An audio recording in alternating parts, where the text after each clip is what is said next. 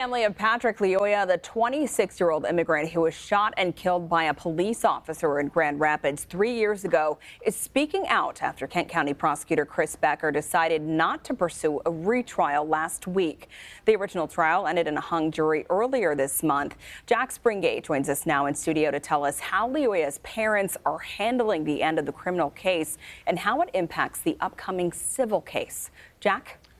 Well, Meredith, both parents say they're still left broken after the jury was unable to come to a unanimous decision on the former Grand Rapids officer Christopher Scher's second-degree murder charge. But they say there's still hope for justice with a civil trial that might still be a couple years away. A reminder, this story contains Grand Rapids police body cam footage from the incident back in April 2022.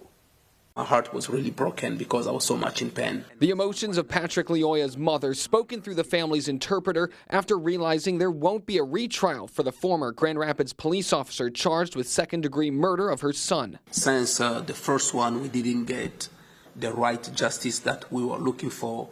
Maybe the second trial, when we tried the second time, there was a strong possibility we could be getting the justice that we were looking for.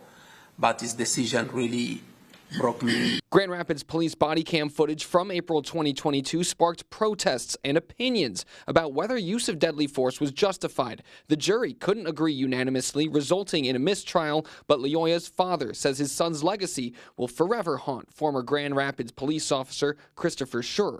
All the rest of his life, the blood of my son will be hanging on his head. It will walk all the rest of his life with the blood of Patrick on his head. Attorneys claim not pursuing a criminal retrial won't have a legal impact on the civil suit. They suggest they might even have an edge now that Scher no longer qualifies for certain Fifth Amendment claims. People can plead the Fifth Amendment in a civil case because they can say, I could have the possibility of criminal charges hovering over me and I don't want to testify. He can't do that now because the criminal case is done. And the attorneys say this civil case is basically starting from scratch. I'll tell you what that timeline looks like coming up at 5, but for now, I'll send it back to you at the desk, Meredith. All right, thanks, Jack. We'll check back in with you later on this evening.